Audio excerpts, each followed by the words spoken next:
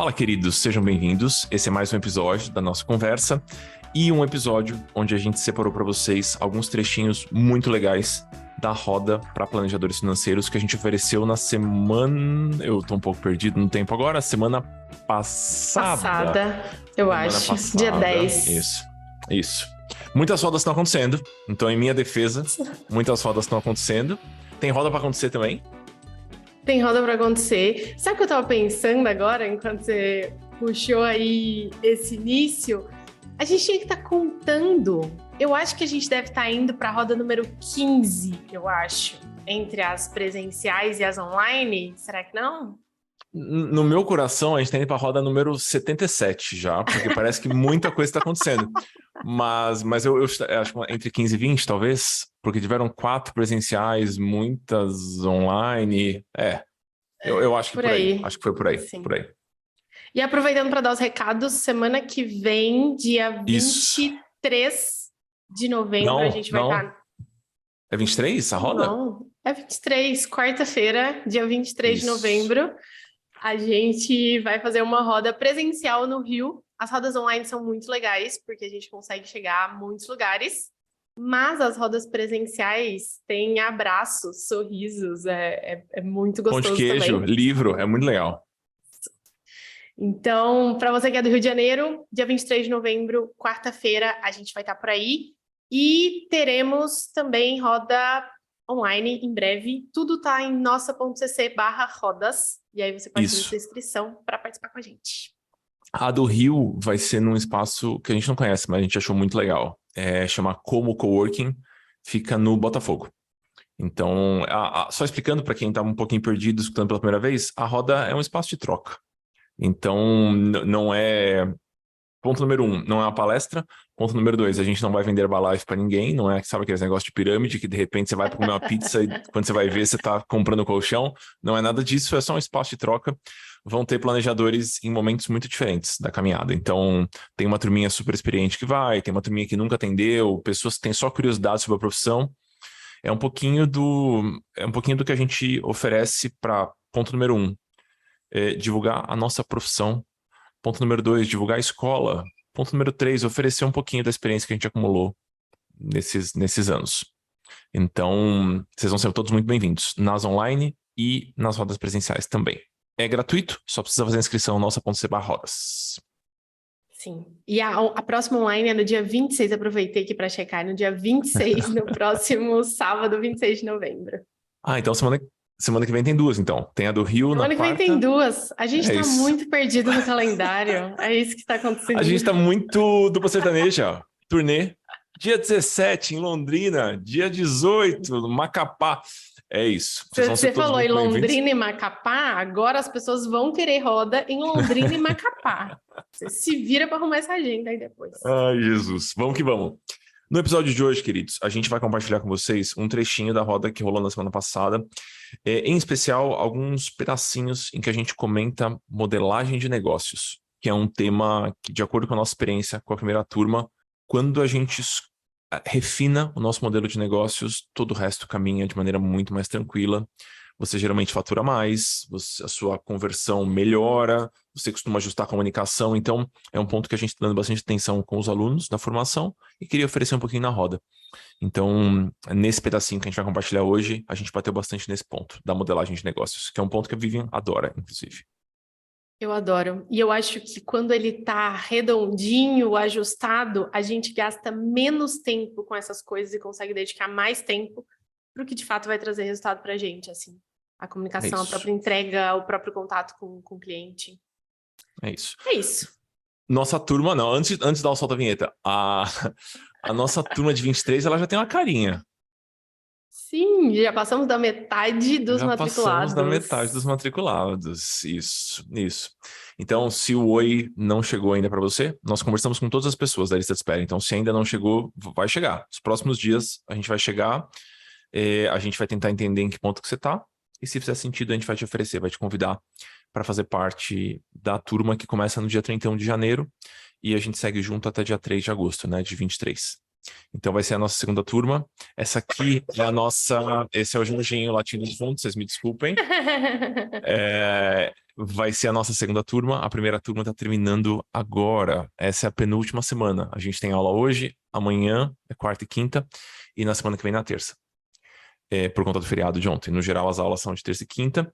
E todas as informações estão em nossa.cc/formação. E lá tem lista de espera também. Então, se você não entrou, ainda dá tempo. Sim, Agora sim, estaremos você pode esperando soltar você. a sua vinheta. Solta a vinheta e dá o play aí nessa roda. É assim que fala? É assim que fala? É assim, é exatamente assim. Beijo, tchau. Tchau, tchau.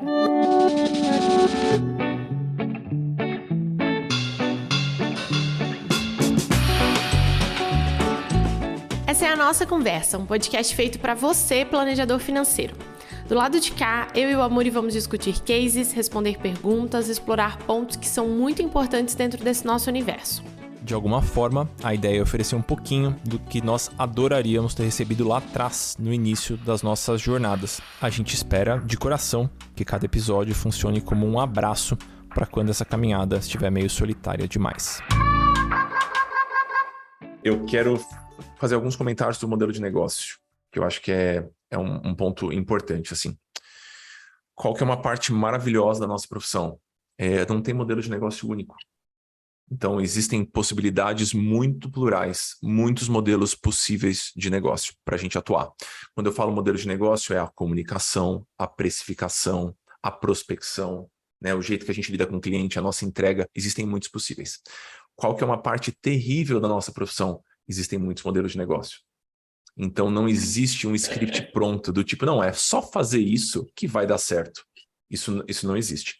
Mas existem caminhos que são mais sólidos, tendem a funcionar com mais pessoas. E aí a gente não vai conseguir passar por todos esses caminhos aqui, mas eu queria só falar um pouquinho sobre o começo desse caminhozinho, que eu acho que pode facilitar, e pela nossa experiência com os alunos, mais uma vez, é um caminho que tende a funcionar, em especial no começo de carreira das pessoas. Então, vou falar sobre esse pontinho. Eu e a Vivi, a gente tinha discussões longas sobre modelagem de negócios, e cada um defendia o seu ponto, eram conversas boas, e agora a gente tem algumas respostas que estão no livro.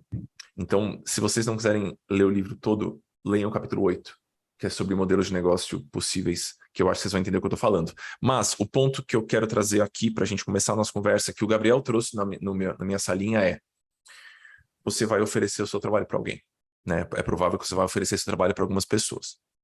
Existem maneiras diferentes de oferecer o seu trabalho. Eu posso chegar, e eu estou aqui em Brasília, eu posso sair na rua e falar: pessoal, planejamento financeiro, 4 sessões, R$800, né? E eu posso ficar gritando isso na rua. Eu posso ir no Instagram e falar: pessoal, quem quiser planejamento financeiro, ofereço uma sessão gratuita de consultoria para você, né? E depois, se você quiser, você me paga nas próximas sessões. Tem muitos jeitos diferentes.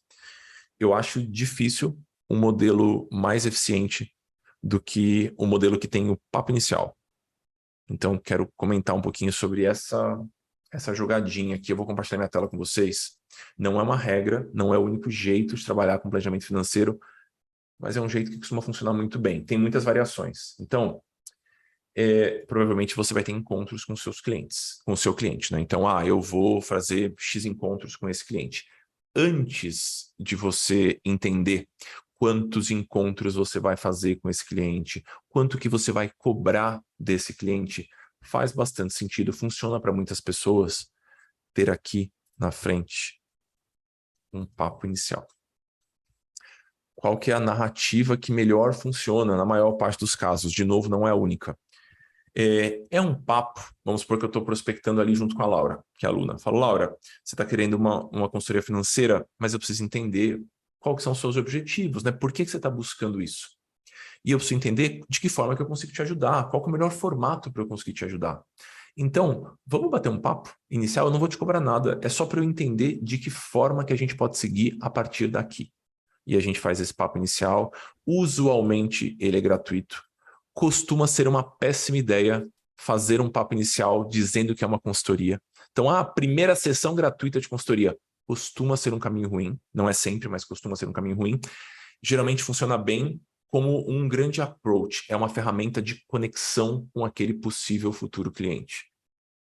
Ele costuma durar entre 30 e 40 minutos. Tem uma turma que é de Minas Gerais que extrapola, que gosta de falar, Jesus do céu, faz um papo inicial de 1h30.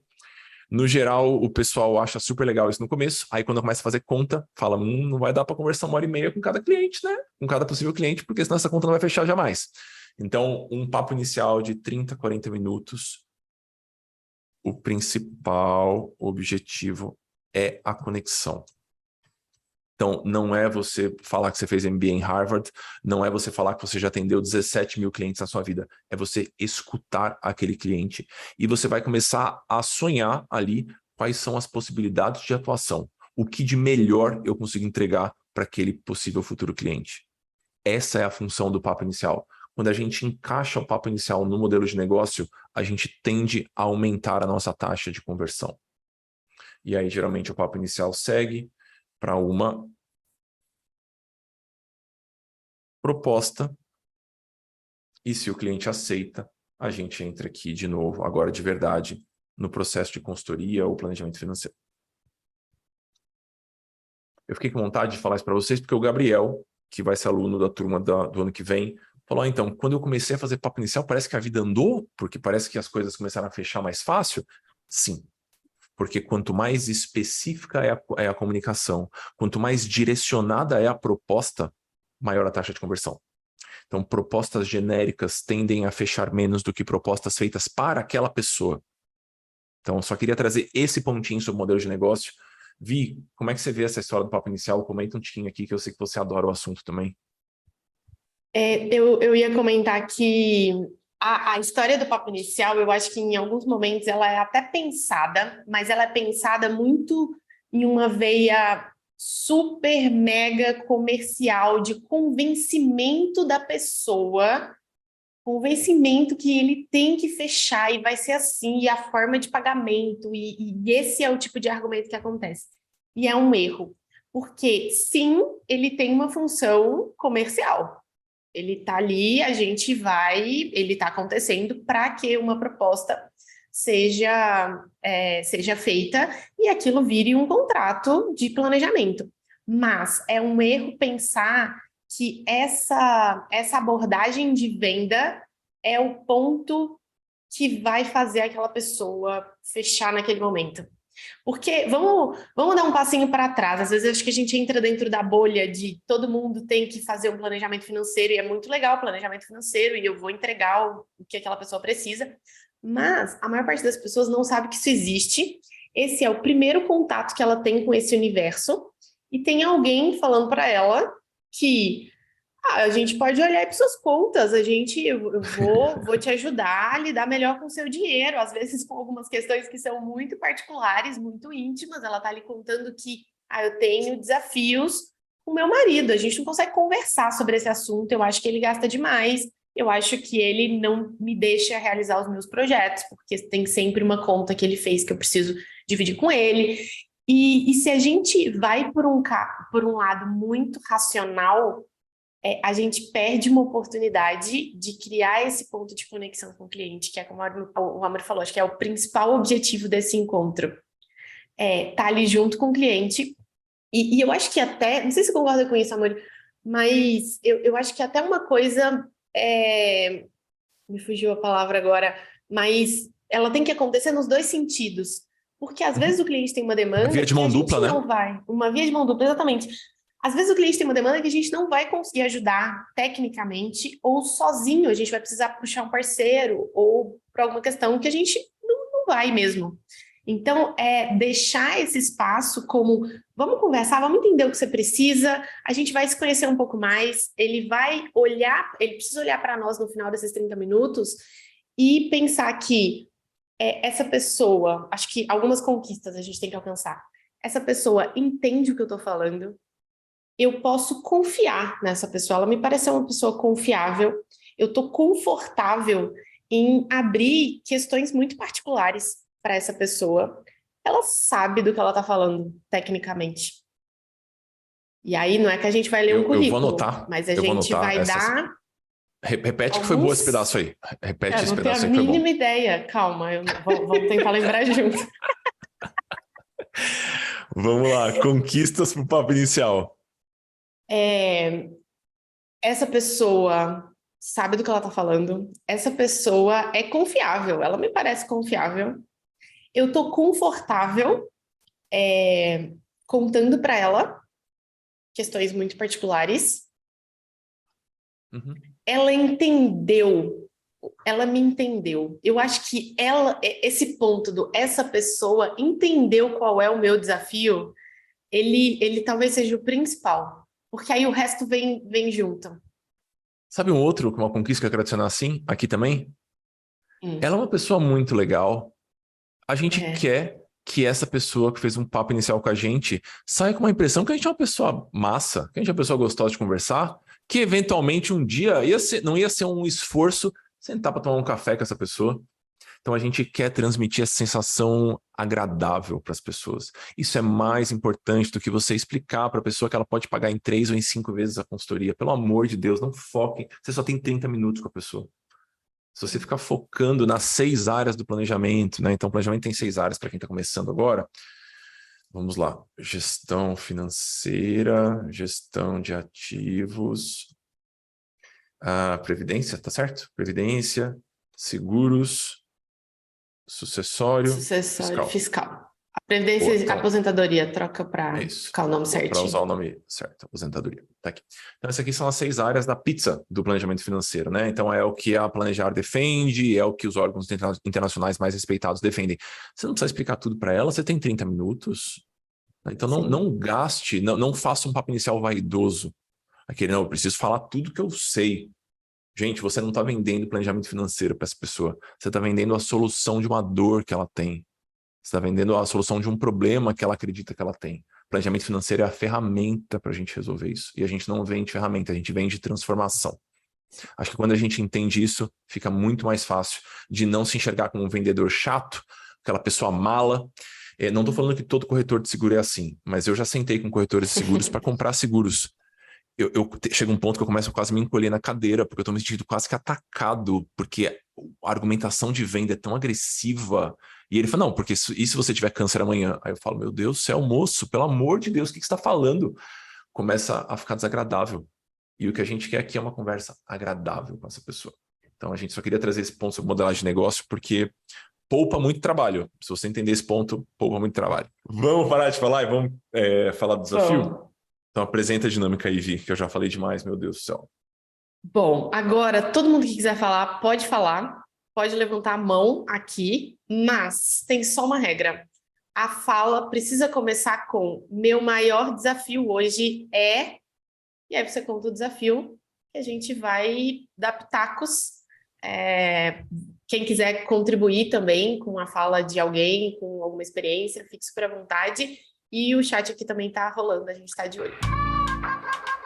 Jonathan. Bom dia, obrigado por esse espaço maravilhoso. A Roda de Brasília foi ótima. Mais uma vez com vocês aqui, degustando, tá? De tanta coisa legal, tanto conhecimento legal. É um desafio, mas tem um desafio, mas tem a parte da pergunta também, complementando o que o Amor estava falando, você falou muito bem também, visto o papo inicial.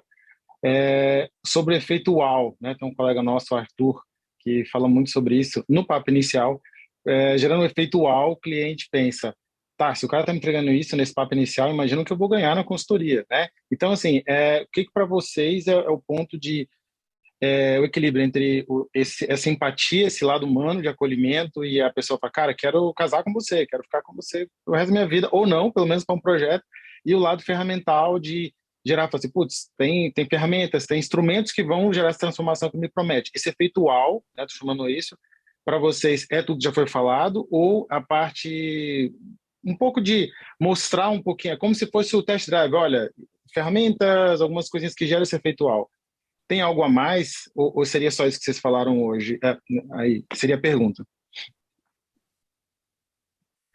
Eu não sei o que talvez poderia ser entendido de uma forma mais genérica, o que é esse pontual. Para mim, ele é diferente para cada uma das pessoas. Efeito uau. O efeito uau. Então, mas fala, ele não é genérico, né? Eu não acho que é um ponto específico que vai funcionar para todo mundo. Eu acho que ele parte de entender o que para aquela pessoa é o grande ponto que eu vou conseguir gerar essa conexão. Quando você fala até em ferramenta, eu não falo nada de ferramenta ou de. Aí eu vou entregar um pouco para essa pessoa da solução para ela poder achar que depois ela vai ganhar muito mais de solução. Eu não vou para o papo inicial pensando em entregar solução nenhuma. Eu acho que é uma técnica um pouquinho diferente, porque eu vou justamente alcançar aqueles pontos ali que o Amaury levantou. Sentar com aquela pessoa para ela entender que eu sou um ser humano sentado do mesmo lado da mesa que ela está sentada. E a gente vai olhar para isso juntos, né? Eu acho que se eu tivesse que falar qual é o efeito uau que eu busco, são esses aí. É isso que eu quero gerar. Complementando a resposta, a gente vive numa época tão apressada, cara, que escutar alguém já gera uma espécie de efeito uau, assim. Escutar alguém sem ficar ansioso para falar, sabe? Só ter uma fala calma de quem tá entendendo o que aquela pessoa tá trazendo, tá colocando na mesa. Então, eu também não me preocupo em oferecer grandes coisas ou dar muitas dicas explícitas de que eu vou resolver o seu problema. E, cara, a minha taxa de conversão entre 2010 e 2017, que foi quando eu atendi individualmente com mais frequência, né? Hoje eu tenho os programas que eu atendo individual, mas eu não faço a venda direta daquilo. Era de quase 90% dos papos iniciais. Então, escutar já é uma grande coisa. Você pode transmitir sinais de autoridade, que é uma coisa importante também. Então, se você está me trazendo aqui, então, é uma confusão danada a previdência privada, eu não sei se eu devo contribuir com esse negócio, eu não devo ver GBL, PGBL. Você fala, não, é uma dúvida comum, e às vezes com poucas contas simples, que eu vou conseguir te explicar durante o processo de consultoria, a gente decide e a gente vai meio que acordar junto se faz sentido ou não faz sentido isso aqui com a previdência. Pronto. Não precisa mostrar um simulador que pisca na tela, que é colorido, não precisa. Você só tem meia hora com aquela pessoa, e você quer gastar a maior parte do tempo escutando. A gente fez essa pergunta, né, na pesquisa, que era uma pergunta que deixava a gente bem inquieto, assim. Quem será que tem que falar mais, né, nas interações entre cliente e planejador? E ninguém não, mas menos de 10% dos respondentes falaram que quem tem que falar mais é o planejador financeiro. Então, ou é meio a meio, ou é o cliente que tem que falar mais. Então, eu não me preocupo também com o efeitual. Eu acho que ele pode, talvez, te gerar uma ansiedade de performance, que é terrível. E a gente bate nos alunos o tempo todo com relação a isso. Aquele tá ansioso para mostrar serviço. Sabe aquele jogador que vai entrar em campo, ele tem 3 chutes para dar, ele tem que fazer o gol. Isso gera uma pressão muito grande. Então, vale a pena ir como um ser humano para um papo inicial. Assim, eu vou tomar um café com essa pessoa, eu vou explicar. O nome efeitual é um pouco coach mesmo, é um pouquinho. Eu tenho até amigos que são coaches sérios, mas tem que tomar cuidado, assim, com esse ponto. Só para dar nome para a dificuldade, lógico que existem outros, mas então posso falar que a minha maior dificuldade é equilibrar o efeito uau, que é colocado como uma coisa muito boa. Eu acredito que também, talvez esse nome está soando ruim, mas é o nome que foi me passado. Justo. E equilibrar com essa empatia, se mostrar, sou o ser humano do outro lado, que vou pegar na tua mão, vou estar aqui para o que deve durante esse projeto, durante o acompanhamento. Então, essa queda de braço entre as duas vertentes aí, essas duas escolas, né? É por aí. Mas eu gostei bastante da abordagem de vocês. Sabe um ponto legal sobre isso? É muito improvável que um cliente vá fazer leilão de planejador financeiro, fazer papo inicial com 5 para escolher o que gosta mais. No geral, ele vai fazer com 1. E aí, talvez ele goste, talvez ele não goste. E aí, se ele não gostar, talvez em algum momento ele vai procurar outro. Então, você não está disputando com ninguém, sabe? Então, vá mais tranquilo. Vai mais tranquilo. É para ser natural essa conversa. Valeu, obrigado. André. Olá, gente, bom dia. Então, o maior desafio é prospecção, porém, eu tenho uma dúvida sem ser de prospecção. Na verdade, eu queria falar sobre realmente esse papo inicial, porque pelo que eu entendo, estou assimilando aqui na roda de conversa, eu chamo para um papo inicial, conversa ali sem muita apresentação, como se fosse um bate-papo mesmo, e depois eu passo uma proposta. Porém, como é que eu faço hoje? Eu faço esse papo inicial, eu peço um formulário para a pessoa preencher, para pelo menos conhecer previamente o nome, telefone, e-mail, as maiores, o que ela quer abordar mais em uma consultoria, por exemplo, a aposentadoria, investimentos, enfim, e também tem uma média da renda mensal dela para poder fazer uma proposta. Porém, como é que eu faço hoje? Eu converso e tal, e no final dessa conversa, eu já apresento uma proposta para ela, porque na minha cabeça, assim, eu tenho medo que se eu fechar aquela conversa e mandar uma proposta depois, aquele cliente vai sumir. Então, assim, nesse É um bom início, medo. pois é. Então, nesse início, é válido eu continuar fazendo dessa forma ou realmente é mais efetivo, não sei se é essa palavra, mandar sempre a proposta depois, bonitinho, com embalagem lá, enfim. Não tem nada intrinsecamente errado em mostrar valores e já mostrar uma logística para aquele planejamento financeiro na hora da conversa. Mas isso vale para qualquer dúvida que vocês tenham em termos de comunicação. Você precisa ser coerente. Se você está falando que o processo de planejamento é personalizado, ele é pensado para você, a gente vai ver as suas necessidades. Como é que você me faz um papo de 27 minutos e nos últimos 3 minutos você saca uma proposta do bolso? É um pouco incoerente, não é? Você não teve nem tempo de pensar o que aquela pessoa quer. Então, se você usa essa narrativa do planejamento financeiro, vai ser feito para você, vai ser feito em cima das suas questões, dos seus problemas, me parece um pouquinho torto tirar uma proposta do bolso. Então, o pessoal faz piada, eu sou muito do textão, né? Eu escrevo textões, eu não sei desenhar nada, eu escrevo textões. Então, eu gosto de pensar em algo que vai ser feito só para você, e eu preciso de tempo para isso. Algumas pessoas vão sumir? Claro que vão, pessoal. Ninguém fecha 100% das propostas, então é completamente esperado. Mas a maior parte das pessoas vai responder. Se o papo inicial for bem feito, a maior parte das pessoas vai responder. Então, tome cuidado para sacar uma proposta do bolso, né? Então, vejam que curioso, né? Rolou uma piadinha no nosso grupo do Telegram. Falando, meu sonho é ter uma taxa de conversão igual a da nossa. Que a gente foi lá e falou, pessoal, você está interessado no programa? Entra aqui no Me Avisa. A pessoa entrou no Me Avisa. A gente está conversando com pessoa por pessoa. A gente está mandando áudio para pessoa por pessoa. A gente está falando não para trocentas pessoas também. Por que a taxa de conversão é tão alta? Porque a comunicação ela é bem feita. A gente está oferecendo para quem a gente acha que faz sentido. Então, precisa ser coerente a comunicação. Pode tudo, mas precisa ser coerente. Então, só tome cuidado com esse ponto. Sim.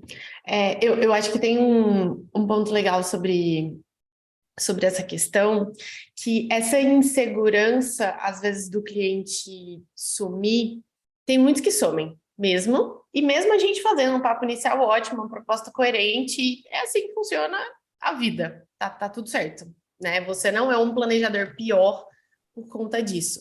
E pode ter certeza que essa pessoa que some, eu acho que dificilmente ela estaria engajada e ela teria fechado se a proposta, né, se o processo de venda fosse um pouco mais agressivo no laço ali, de não, você já está aqui, eu sei de alguns planejadores que já tira a maquininha, assim, tá aqui o link, você já pode botar a maquininha aí, enfim, super, super agressivo nessa parte final.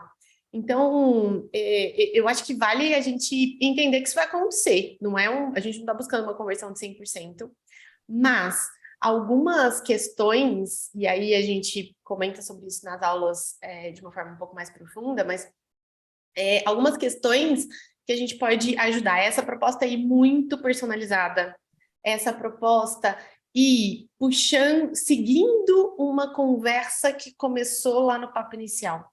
Então, não é que tem primeira fase, eu ficaria atenta, se eu posso dar um pitaco, André, eu ficaria atenta nessa primeira barreira de formulário antes de uma conversa próxima. Se eu quero ter uma conversa próxima, primeiro ponto, a pessoa já me vem com um formulário para eu poder preencher.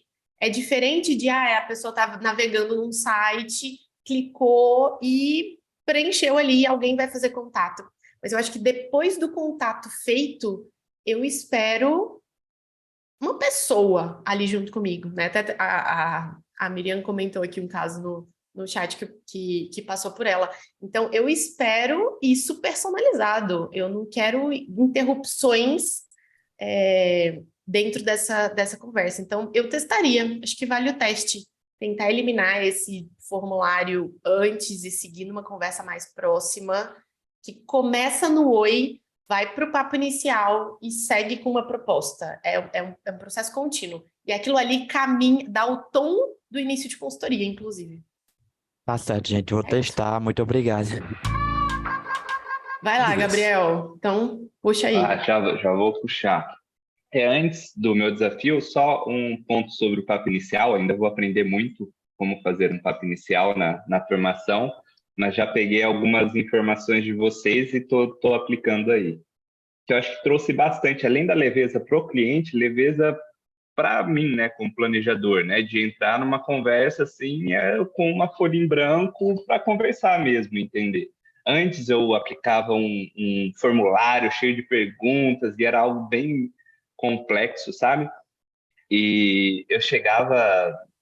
Hoje que eu faço, sabe? A pessoa chegou ali pelo Instagram, eu vi lá que ela é arquiteta e eu vi o DDD dela que ela é de São Paulo. É uma abertura, eu vi que você é arquiteto, você é de São Paulo e tal, e deixa eu seguir a conversa. Tem sido muito mais leve para mim, e acho que isso, sei lá, tem sido mais fluido, né? E sobre o meu maior desafio hoje, para mudar um pouquinho o tema aí da prospecção, é em relação à agenda. Eu ainda não consegui achar uma forma, lógico que acredito que não tem algo que serve para todo mundo, né? Porque cada um tem seus horários, e, enfim. Mas de que momento será que eu separo um dia só para prospecção e papo inicial, outros 3 dias só para atendimento? Ah, vou montar proposta. Será que eu monto essa proposta logo depois do papo inicial? Espero para depois? Eu estou naquele momento de uma bagunça total e essa é a minha maior dificuldade hoje. Eu posso contar tudo que eu aprendi com o meu guru de tempo e produtividade, que chama Eduardo Amori. Eu acho que essa é uma dúvida muito importante, Gabriel, muito importante. Ela é boa mesmo. E é algo que, se a gente não olha com a importância que isso tem, a gente vai com a carreira até um determinado ponto, mas aí depois a gente fica travado porque a gente tem esse negócio que chama quantidade de horas por dia possíveis. E aí, se isso não está muito ajustado, pode prejudicar os resultados, vai prejudicar os resultados. O que funciona para mim e para a maior parte dos alunos que testaram e estão fazendo isso, principalmente para os que têm 2 atividades, que têm uma outra função e está levando o planejamento de forma paralela por um tempo, é criar grandes blocos na agenda. Então, para evitar com que a gente fique, agora eu vou fazer um papo inicial, aí agora eu vou parar para fazer uma interação no Instagram, aí eu vou estudar um pouquinho, vou ler o fundo, a lei, não sei o que, do INSS, aí agora eu vou fazer uma reunião. Aí, sabe esse negócio de ficar zambetando de um lado para o outro? E liga e desliga caixinhas diferentes que precisam de habilidades diferentes nossas. Então, o que funciona muito é essa questão de criar grandes blocos. Agora, se você vai fazer um dia inteiro de reuniões e vai deixar todas as questões burocráticas para outro dia, ou se você vai colocar de manhã, é o horário que eu estou mais produtivo, então eu vou fazer reuniões porque eu quero estar no meu melhor momento fazendo reunião com o cliente. E aí eu vou deixar as outras funções mais internas ou de prospecção para o período da tarde. Eu acho que vale fazer alguns testes. Para mim, criar esses blocos separados ajuda muito. E eu acho que tem uma preocupação também nesse início de entender o quanto eu estou dedicando para cada cliente no encontro com ele e fora encontro. Tá tudo bem no começo ser uma quantidade de horas maior, então, vou fazer 1 hora de encontro, que é o que os clientes querem, eles responderam no livro, 1 hora no máximo de encontro, e estou dedicando 4 fora do encontro. Peraí, se eu tenho essas 4 hoje, isso não está me sobrecarregando para nenhum outro ponto, porque eu estou ali com muito tempo livre, eu estou aproveitando para estudar muito, tudo bem, mas daqui 2 meses isso não vai ser assim. Então, é outra coisa para poder ficar atento também. Eu lembro do Douglas com essa conversa. Douglas foi aluno, né? Ele é professor de economia, aí ele já atuava planejador bem bom, assim. Eu gosto muito da abordagem dele. E aí era isso, era 1 para 4. Ele falou, eu demoro umas 4 horas, porque eu quero... Ele acabava trabalhando para o cliente, sabe? Bastante. De fazer alguns trabalhos mais braçais antes da sessão. Num começo de carreira, isso faz sentido. Mas aí, durante a formação, ele falou, eu preciso faturar mais, né? Eu quero organizar isso aqui. Aí você precisa amadurecer os seus processos. Eu acho que essa técnica de blocos, ela funciona bem.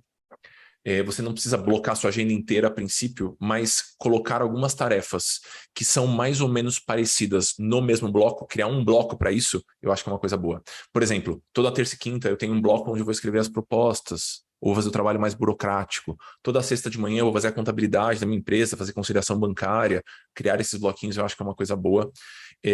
Você não vai achar uma estrutura que funciona da melhor maneira por muitos anos. A gente vai mudando. Uhum. Eu lembro, Gabriel, quando eu estava atendendo muito, eu concentrava todos os meus atendimentos de terça e quarta. E aí eu fazia 8 e 8. Eram 8 atendimentos por dia. Se eu fizer 8 atendimentos por dia, alguém vai precisar vir na minha casa, porque eu vou estar desfalecido no chão. Porque eu não tenho mais disposição para isso. Então, a gente vai adaptando, né, de acordo com o nosso momento. Mas os blocos eu acho que são uma estratégia muito, muito boa. Trocas de contexto são muito cansativas. Mesmo que pareça que não. Então, se você vai dar... A gente percebe isso na nossa rotina. Às vezes eu vou dar uma consultoria para aluno do Dinheiro Sem Medo, que é sobre finanças pessoais, e depois eu dar uma consultoria para aluno da formação, que é sobre a carreira do planejador financeiro. Eu termino as 2 consultorias parecendo que eu dei 4 consultorias, sabe? De cansaço, assim. Então, agrupe as tarefas parecidas, eu acho que é uma boa dica. Sim. E isso destrava uma outra coisa que eu acho que é um aprendizado importante. Algo que você falou, nem sei mais o que aí, Amori, mas não tente resolver um problema que você vai ter daqui 2 anos. É uma boa mesmo. Olha para o contexto atual. Mas o dia que eu tiver 26 clientes, esse formato de agenda não vai funcionar. Quantos clientes você tem hoje? 4. Então, organiza um espaço de agenda que vai funcionar com 10 clientes. Que aí esses 4 vão virar 10 daqui a pouco. E é isso. Depois, se tiver 10, aí você vai organizar uma rotina que vai funcionar para um pouco mais. Então, cuidado, não só em termos de agenda, mas em processos internos, em back-office, em ajuda. Em estudos também. Estudos. Mas o que vai acontecer quando alguém quiser tirar uma dúvida de planejamento sucessório para meio-irmão? Tem alguém que está te perguntando como é que funciona o planejamento sucessório para meio-irmão atualmente? Não, então dá uma respirada, né? Tem coisas mais prioritárias aqui para a gente lidar. Eu vou convocar alunos, o que você acha? Para perguntar a experiência deles agora, Vi. Eu acho ótimo, ótimo. Isso. Priscila Bastos, como é que você está organizando sua agenda aí? Chamei assim, ó. Uau. E Priscila tem um contexto ótimo, porque Isso. tem o B, tem muitas coisas em paralelo. Ótimo significa uma zona. Então, foi bem difícil, né? Conseguir conciliar tudo isso. Hoje, o que me salvou foram os blocos mesmo. Então, eu antes não tinha tempo para absolutamente nada. Eu não sei nem como eu fazia. Mas hoje que eu consigo as manhãs, eu consigo blocar no sentido de aqui eu tenho um atendimento, aqui eu tenho um papo inicial, aqui eu tenho preparação. E eu trabalho, às vezes, eu trabalho enquanto eles dormem, né? Tipo, eu trabalho quando meu filho dorme, mas não é tipo em atendimento. Então, eu entendo que tem uma parte que eu vou conseguir trabalhar quando ele está em casa, mas que não é de atendimento.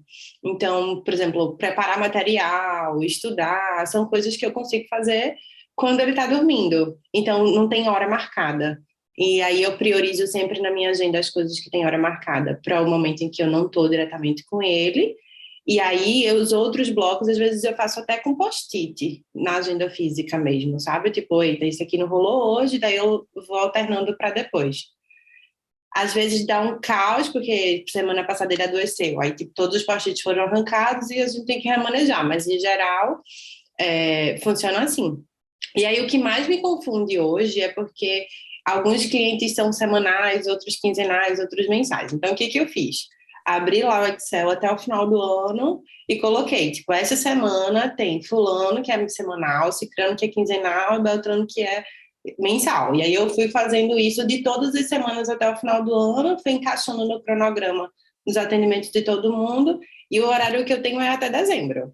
Janeiro pertence ao futuro. Então, eu tenho feito assim, sabe? E aí eu entendi que eu não consigo pegar ninguém novo, porque os horários de atendimento eles estão blocados, mas eu entendi também que na primeira quinzena de dezembro, fulano vai finalizar e vai abrir um horário semanal ali, e aí já dá para entrar algo em novo, aí eu penso em fazer papo inicial, enfim, vou fazendo nesse esquema de planejar pelo menos o trimestre. Eu amo o trimestre, então eu já era uma coisa que eu fazia antes, e aí às vezes eu só consigo organizar a semana, mas em geral eu tento organizar o trimestre, e aí tem fluído assim. Deixa eu só tirar uma dúvida. Você define se é semanal, quinzenal ou mensal anteriormente? Já fecha com o cliente definido isso? Porque eu vou de acordo com o fluxo do negócio. Não sei se isso é ruim. Na proposta, eu mando isso. Às vezes a gente muda ao longo do processo, sabe? Mas na proposta eu mando, inclusive, porque é um dos critérios que tanto eu uso para fazer a proposta, como ela usa para aceitar a proposta, sabe? Tipo assim, não, eu não consigo te encontrar toda semana. Ou não, eu tô com pressa, eu preciso te encontrar toda semana porque eu preciso resolver isso para janeiro, sabe? Então, é uma coisa que meio pré-determinada, mas que ao longo do caminho, assim, eu não tenho uma vasta experiência, né? Tipo, eu comecei junto com o curso.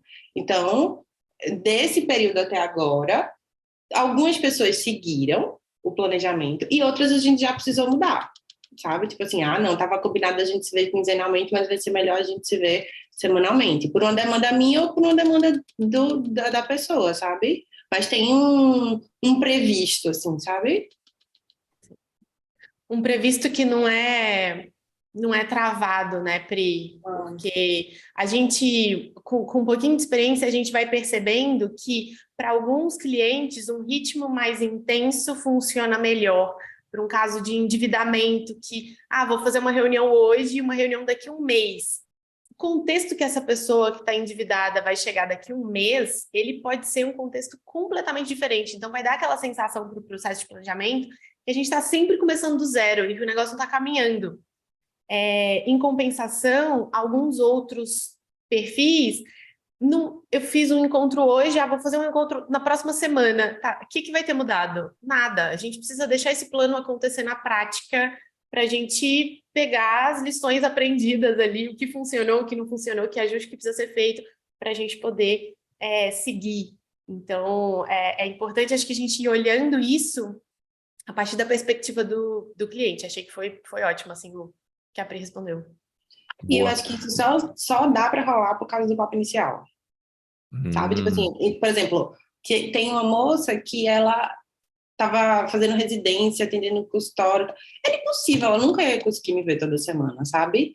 Já teve outra que foi, inclusive, a primeira, que eu tinha previsto um planejamento bem diferente para ela, até levei para a supervisão, e do nada ela me apareceu com 1 bilhão de dívidas. Né? Então, a gente teve que refazer a proposta meio que já acontecendo. E aí é isso, assim, às vezes essa pessoa mesma, ela já ficou uma vez 15 dias.